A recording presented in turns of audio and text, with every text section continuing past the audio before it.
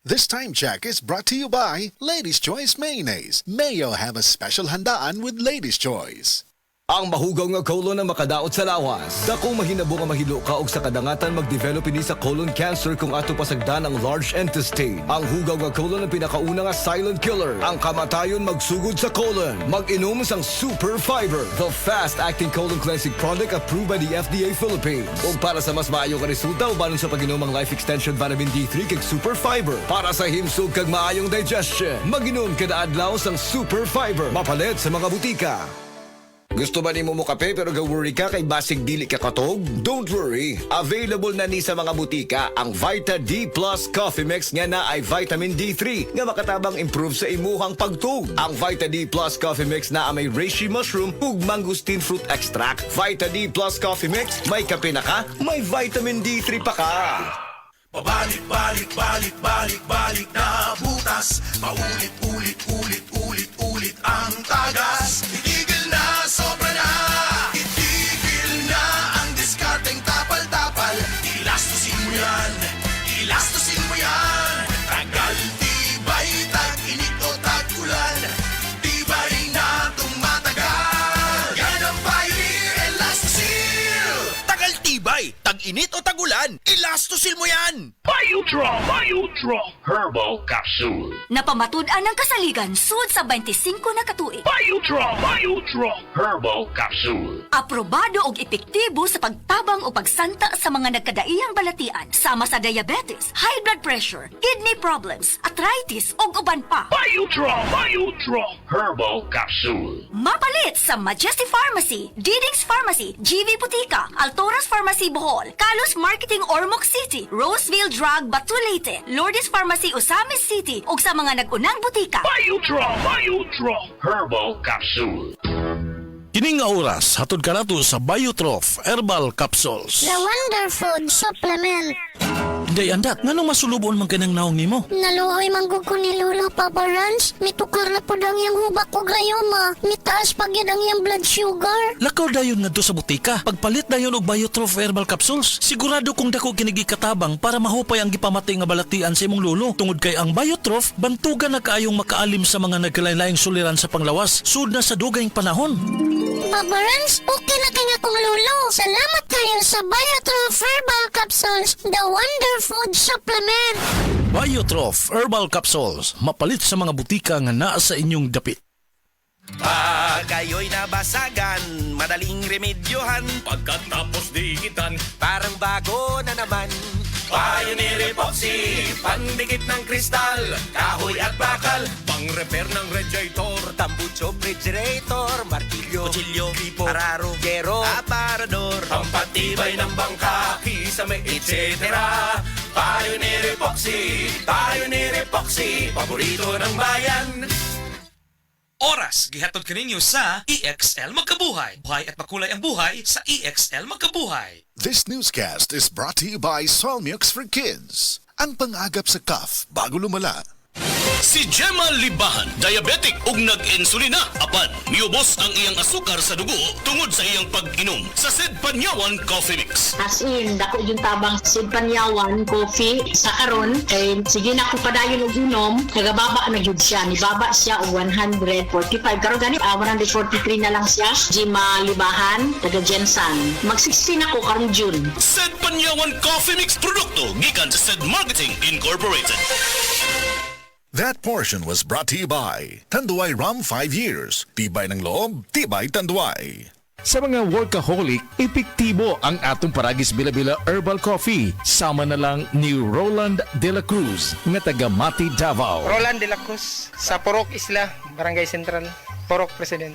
Anong ganahan man kay ka sa kape? Sa Bila-Bila Coffee, laskig ang imong lawas o mayo ang imong lihok. Basta laskig niya kondisyon, makalihok kag may sa trabaho. Kung di ka kainom, mura magluya na ka? Murag luya-luya, lahi ra gyud. Tungod kay nindot gyud ang Bila-Bila Coffee. Kini ginama sa GFMQ Marketing. Kay sa Paragis Bila-Bila, dili na ka mag-agwanta pa. Ako si Radyoman Benji Tanghian. Kining balita hatod kanato sa Paragis Bila-Bila Herbal Capsule na ilhan isip herbal nga kapsula nga makatabang og daghang benepisyo sa kalawasan. Mao kini ang all-in-one nga herbal. Makahatag og kaayuhan sa ato ang mga selula sa lawas, makatarong sa nindot nga flow ug limpyuhan ang imuhang dugo nga modagkayday sa ato ang kasing-kasing. Ug karon sa atong balita. Mapasigarbuhon ang syudad sa Talisay, human napili isip Best Slaughterhouse sa Central Visayas ang ilaha nga ihawan na kinibase sa gihimo nga pasidungog sa National Meat Inspection Services sa Department of Agriculture kon DA. Sumala sa syudad nga ang pag-ila sa ihawan isip Best Slaughterhouse nagpakita sa matinud-anon nga paghatag og maayo nga serbisyo sa publiko ug pagdumala sa food safety ug public health standards. Ang ihawan sa syudad sa Talisay nagpabilin kini nga Class AA nga mao'y ilang gipasigarbo. Nagpakita usab kini og kakugi dedikasyon sa mga empleyado ug sa mga kaalyado niini nga nagpaihaw sa kahayupan nga makuha gyud ang standard nga kalidad sa karne. Kadtong balita hatod kanato sa Paragis Bila-Bila Herbal Capsule. Alang sa kumpleto nga kombinasyon, gamita lang ang Paragis Bila-Bila Plus Herbal Capsule. Paragis Bila-Bila Herbal Capsule na uban sa pagpangapi sa Paragis Bila-Bila Herbal Coffee ug ang pagpanghaplas sa Paragis Bila-Bila Liniment Oil. Gama sa GFMQ Marketing sa Paragis Bila-Bila dili na ka mag-agwanta pa. Sa dugang kasayuran, tawag lang sa 0935-641-0261. Ang Paragis Bila-Bila mapalit sa Diding's Pharmacy sa Manalili Street, Cebu City, Bestway Pharmacy sa Mandawi City, Healthway Pharmacy, JV Butika sa Cebu, Mandawi, Liloan o Osmeña Boulevard. Mapalit usab sa JY Pharmacy sa 32 Osmeña Building, Osmeña Boulevard, Cebu City. Mga kasama at tangi ang bag-o nga drama nga naguluhan, Budbud ug Bibingka matag alas 8 hangtod sa alas 8:30 sa gabi, Lunes hangtod sa adlaw Sabado. Maminaw ta dinhilang sa DYHP RMN Cebu. This newscast is brought to you by Alaksan FR. Kung tinuod ang alibyo, tinuod ang pahuay. Alaksan FR. SED Testimonies. Pagmatuod sa kaayuhan sa SED Marketing Products. Na banggaan ko giro, nahapla ko, sakit kayo ko og tuhod. Wa ko kalakaw, mga hapit do kasi mana. Nihubag karon paghaplas na ko sa liniment, nawala in taon. Ingon ko, hoy, salamat din sa SED liniment. Naayo jud ang sakit sa kutuhod. Pidila Bernaldez, taga Madapo, Davao City, mag 76. Ginama sa Seed Pharma, distributed by SED Marketing. This newscast is brought to you by Nescafe Creamy White. Level up now with new Nescafe Creamy White. Express love naturally gamit ang honeymoon tea. Aduna kini natural nga herbal nga makatabang aduna mapagawas ug mapadayag nimo ang imong gugmas sa natural nga paagi. Bukaw ni ini ang kainit sa imong pagbati ug sa matag gabi na ay honeymoon perme. Ang honeymoon herbal tea mapalit sa mga suking butika sa kantidad nga 90 pesos per sachet SRP. Makita kini sa Mercury Drugstore, Watson's, South Star, DGP, Generica ug uban pang butika. This newscast is brought to you by Biogesic. Basta lagnat, i-Biogesic agad. Most prescribed brand na mga doc. Kaya sa lagnat, matik. Biogesic. Mga higala, may adlaw ka natong tanan! Kini si Kuya Gulyat ninyong adunay na ilhan nga lamian kaayong tabliya, ang Don Pepe Tabliya. Sa kaumot ug kalami, walay mudili, sa Don Pepe nga tabliya, kini mao'y paborito. Mag Don Pepe. Don Pepe Tabliya, sarap ni bay. Kung makatilaw ka, magpangita ka. Camel, sukang puti, sasuan palami. Camel, sukang puti, maunag yun imong mapili. Camel, sukang puti, sasuan palami. Camel, sukang puti, ani-ana ang sekreto, ang sekreto. Original Koi Herbal Capsule. Ako si Rosaldita Harantilla, din nagpuyo sa Barangay Tinago, 61 years old. Naakuy ka ng goiter, niya ka ng analgi ang doktor na operahan niya, wala man tayo kwarta. Painom ko sa kong bana aning koy, sa katulos o sa kaadlaw. Moro to, ang akong giinom, hantod na, wala rin yun nakapadayon ang goiter sa akong liog. Wala na ibukol man. Wala na. Wala na jud, wala na ko'y pamati. Daghan kaayong salamat sa koy nga, salamat. Original Alcoy Herbal Capsule. Ayaw si Piata pagpaminaw sa balitang yutahon sa Sieti, ang inyong mga kabukiran, inyong kaugmaon, ang among focus, kaugalingong yuta para sa bukas na masagana. Dinhilang sa balitang yutahon sa Sieti, matag Sabado alas 5 sa hapon hangtod sa alas 5:30 sa hapon, makita usab sa DYHPR Limen Cebu Facebook page. Para sa uban pang updates, i-like, follow ug share ang official DAR Facebook, Instagram ug YouTube accounts nga @Dargo PH Official sa Facebook DAR 7 Central Visayas o sa official DAR website www.dar.gov.ph.com. Hatod kaninyo sa Department of Agrarian Reform. Husay malasakit, ihatag sa pag-alala. Husay malasakit, ihatag sa pag-alala. Unilab yan. Sa 80 ka tuig, kini ang alagang Unilab para nimo. Alagang Unilab yan.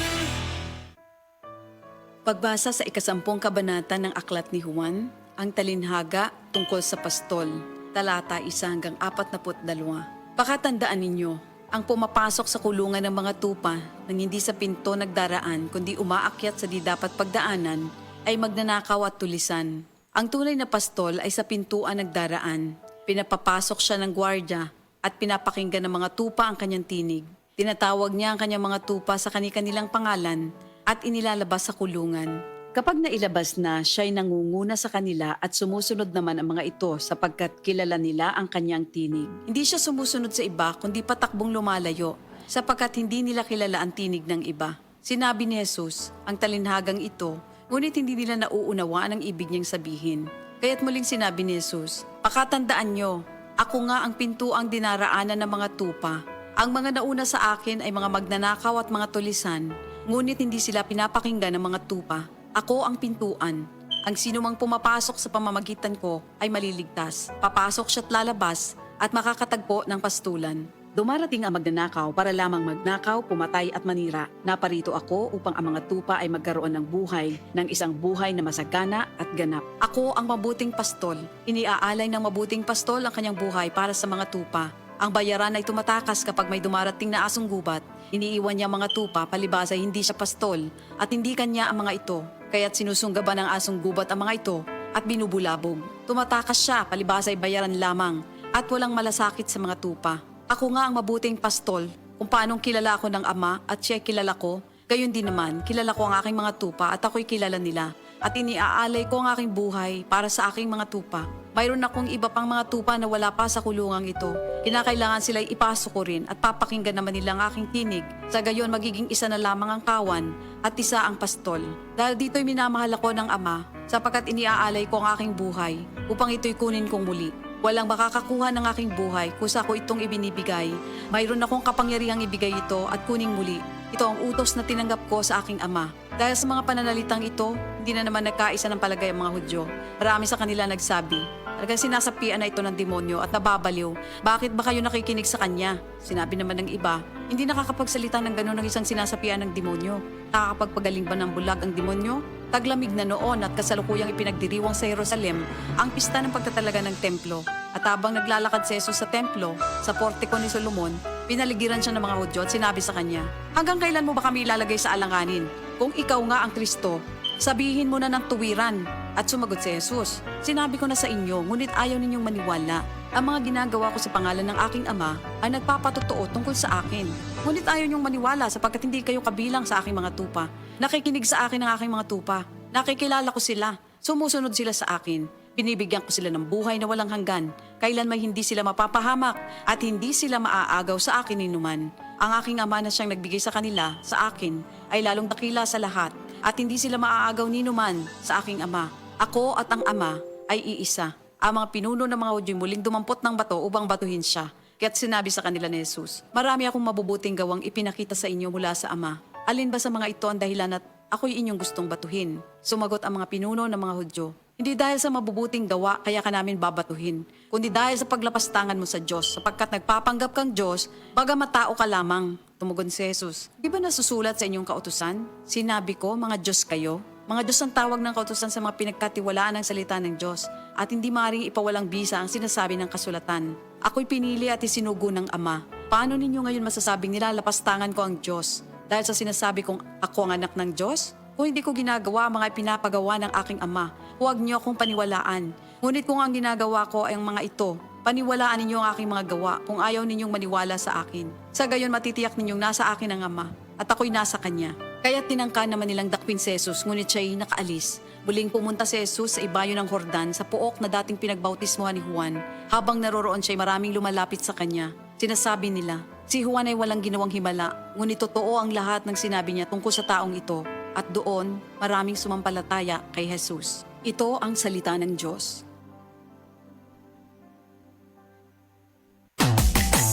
Hanap mo ba ay kakaiba? Happy Me Goreng na ibang klaseng pansit. Sarap ng sweet, nam-nam, anghang. Happy Me talaga. Pansit Me Goreng. Hanap mo ba ay kakaiba? Happy Me Goreng na ibang klaseng pansit. Sarap ng sweet, nam-nam, anghang. Happy Me talaga. Pansit Me Goreng. Happy Mimi Goreng by Gardenia. Try mo na! Happy Me talaga. Happy Me. Happy Mi Goreng. Ibang klase. Lami kayo sa tamis. Namnam ug halang. Happy Mi Gyud. Higala, nakakape na ka? Kay mo na baka nga nibalik na ug available na sa mga butika ang imong paborito nga pinakauna nga kape nga na ay vitamin D3, reishi mushroom ug ganing mangosteen fruit extract? Kini ang Vita D Plus Coffee Mix, ang kape nga para sa ikamayong lawas nimo. Vita D Plus Coffee Mix, may kape na ka? Na ay vitamin D3 pa ka.